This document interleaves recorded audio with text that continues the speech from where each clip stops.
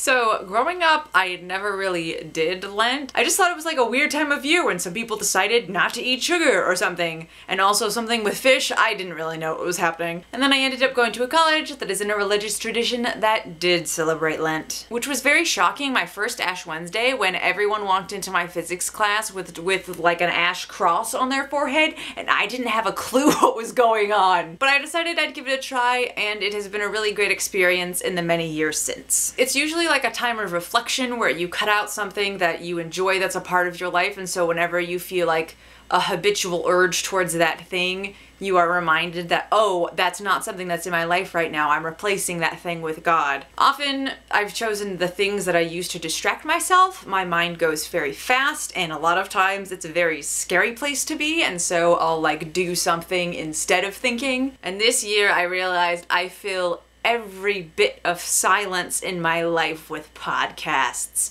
Every moment when I'm like brushing my teeth or cooking or doing the dishes or driving somewhere where I could be like possibly in a dark place, I would just fill it with podcasts instead. So I had to be semi-alone with God for 40 days because I did not have podcasts to fill the void. I've realized a lot of the ideologies and practices of like meditation and mindfulness and that kind of thing that are becoming more like popular in some circles and that I've been a part of actually have a lot to contribute in like spiritual spaces. And Lent is a time to set aside and remember who God is, and it's like a designated time where you are putting aside a piece of your life and like setting it and dedicating it to God and remembering your place relative to God in the universe, in terms of what He has done for you, in terms of why you are here. It is just so much more fulfilling to remember that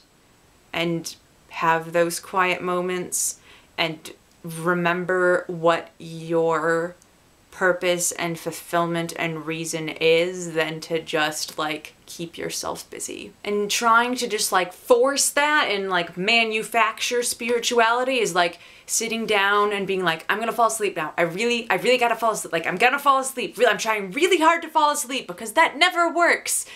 You have to not strive on your own power, but you have to let go and let something else take you over and not try to steer it while it's happening. And it is amazing and not like anything that I've ever experienced. And in the midst of a lot of like ideological debates and theological whatevers, like the experience of the Holy Spirit is the thing that has made me absolutely like rock solid convinced that I'm not like weird or misguided in faith. Like that is the thing that I know I am sure of every time, even if I'm not sure of like, oh, what does that mean people should act like? Is this really justice? Things like that. I am absolutely 100% confident of the goodness of God because I can experience it on a day-to-day basis. And when I am like in alignment with that and submitting to that, that is when I am my